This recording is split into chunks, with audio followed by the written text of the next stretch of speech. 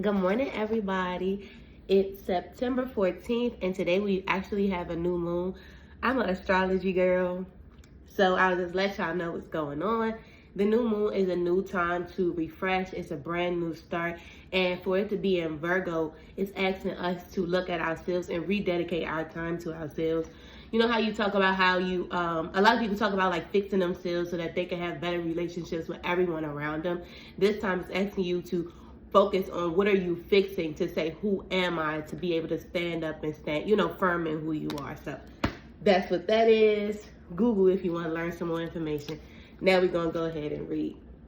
If you can find someone you can really talk to, it can help you grow in so many ways. Stephanie Mills. We all need time, space, and opportunity to vent our anger, frustration, or dissatisfaction with the world.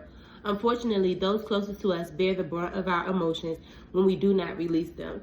If loved ones take their frustration out on us, we must try not to take it personally and never, never tell them they don't really feel that way. We must learn to honor others' feelings and support them in expressing how they feel. If they say things to us that are painful or angry, we must separate what is the truth and what is unreal. Parents must find a way to express their feelings without taking it out on the children. If we are tired, we should say so. If we are angry, we should take a walk before we go home. If we allow ourselves to say what we really feel when we feel it and try listening and not responding, we will probably have we will probably have a lot less to fight about. When we express what we feel the moment we feel it, it won't get mixed in with everything else. The affirmation is, today I will talk about what I feel. And this goes on to the other days what I literally just been saying about asking people, like if you feel a certain type of way, or if you just feel a way about how someone is doing it, what I like to say is like a good tool to handle these kind of conversations is to list the facts.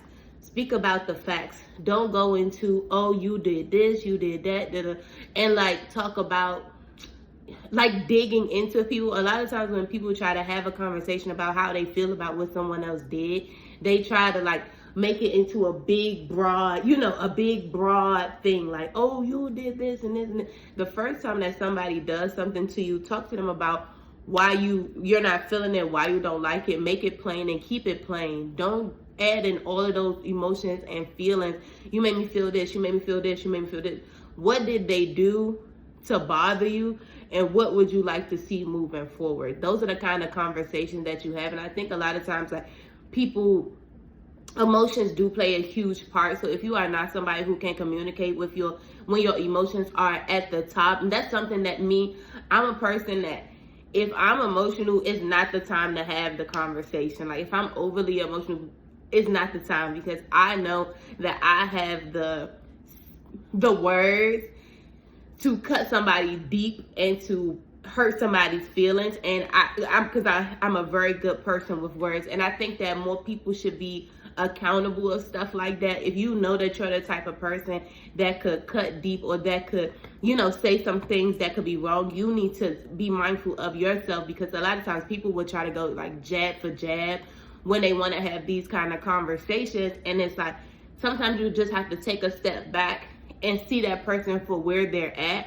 and say, okay, they're frustrated right now, let me give them a moment. Even if you're the person that frustrated them, don't automatically try to, oh, let me fix it, I'm so sorry. Let the person process what they're going through, and then come back at a later time if they are the type of person that needs a moment. Like me, I'll say I don't get too frustrated anymore. Like I really don't have those feelings. But when I was younger, I was extremely emotional. Like anything could like send me off to a way of it's not sending me off like I'm acting out in rage. It's just like I'm so overwhelmed. Like I could not believe that you would do that to me. Whatever it was, I was like, why would you do that to me? And then again, when you have anger, we talked about that earlier. When you have anger, you could just spew out anything. So that's why we have to learn how to control and manage our emotions, and control and manage what we can and cannot have a conversation about, learn what our triggers are, and not just heal for relationships with other people. We heal so that we can mold who we are and how we want to show up in the world. If you are somebody if you know who you are, there's nothing that anybody else can say to you. That's the same thing like on social media and stuff like that, or wherever, where people feel like they can say things about you. No one, they don't know you. They don't know what you've been doing, what you've been through. And that's why my mom, like, I definitely understand when we get older, when I got older, when, like, you know, when people would say, your mom this or your mom that, or they saying stuff about my mom. And then my mom's like, when I tell her, oh, I got in an argument because this person said this about you. And my mom's like, they don't even know me. I don't care what they have to say about me, and you shouldn't care either because they don't know me. They don't even barely even know you. And I'm like, you know what? At that age, I didn't understand because I'm thinking I need to defend. I needed to defend my mom or defend somebody. But at the end of the day, it's like you don't have to defend anything if it's not really bothering you. Unless somebody is, you know, really trying to harm you or really trying to test what's going on. Like, it just really shows a testament to character and how much you think about yourself or how much self-confidence that you have in yourself when you don't allow other people to,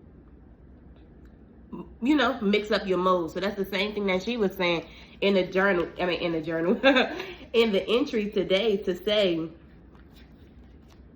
don't take things personally because they don't really feel that way. A lot of people just say things out of emotion. So I also wanted to give you all a card for today. Just a little motivation with this new moon energy. I really love the new moon. I love a new time. Look at me flipping my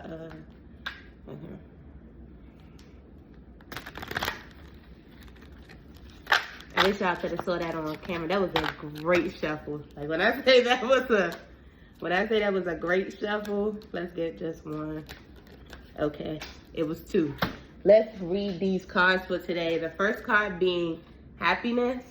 Oops. First card is happiness, and the second card is relationship. Here we go.